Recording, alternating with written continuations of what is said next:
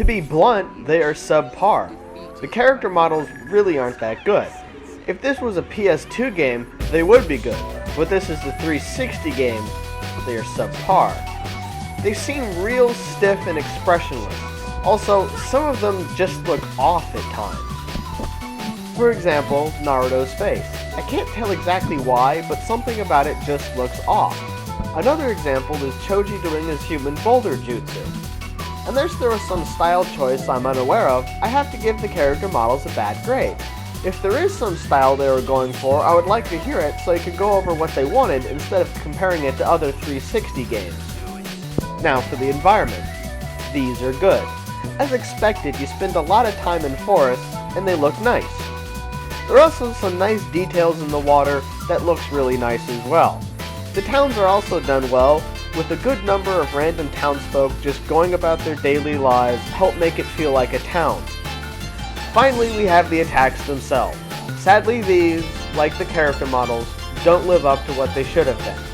For the most part, they look really bland. Some of the attacks are also just not done well. For example, Titan looks solid rather than a giant rotating mass of chakra. A great example of what they should have done is Kiba's Fang over Fang. When he first starts spinning, it shows motion and looks good, but then it switches over and looks solid and bad. Again, if there's some style choice I don't know of, don't hesitate to tell me. So overall, the graphics of this game come up short. For the system it's on, it should have taken a more noticeable leap away from last-gen graphics. The game uses the music from the show for most of the events in the title screen. So this is good or bad depending on how you like the music from the show, as well as if you like games using music from the show. For the other music, I would simply say it's okay. Sometimes it really doesn't fit well, and there are times when you really can't hear it. So the sound is pretty decent, but nothing spectacular.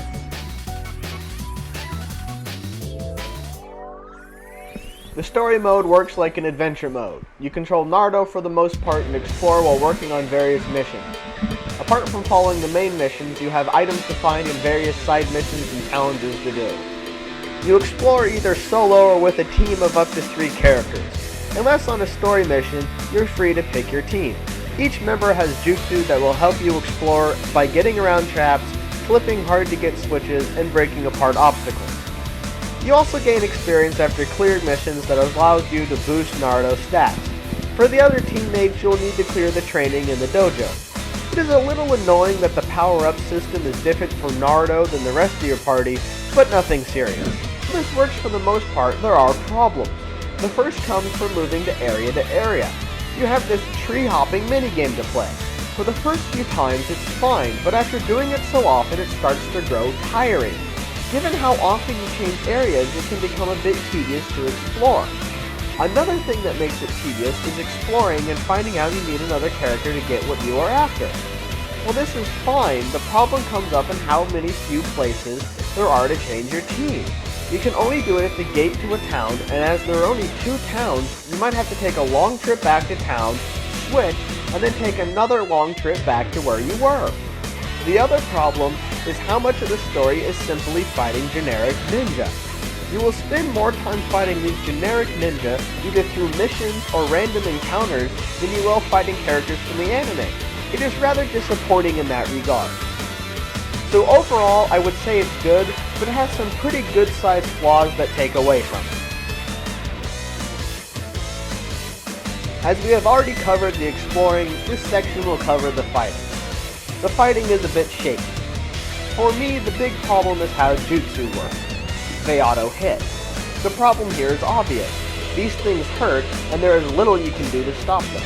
It is true that the jutsu must first be charged, and they do take chakra, but there are moves that knock you back far enough that you can charge a jutsu without problem. Now this is going to come down to preference if you like this or not, but each jutsu comes with its own little mini-game. Most do let you attempt to escape, but most are fairly stacked against the defender, and there are some in which the defender has no chance to escape. These are of course a huge problem, as there is no possible way to stop taking damage from them. While not as bad in versus, in story you can greatly abuse jutsu to be able to win fights with relative ease. This is really the only problem, but it's a pretty big one. As for the game modes, you have a tournament mode and online. The online option is always nice. With all honesty, the game suffers. First of all, there's the character roster. It only really has the characters from the part of the story it covers.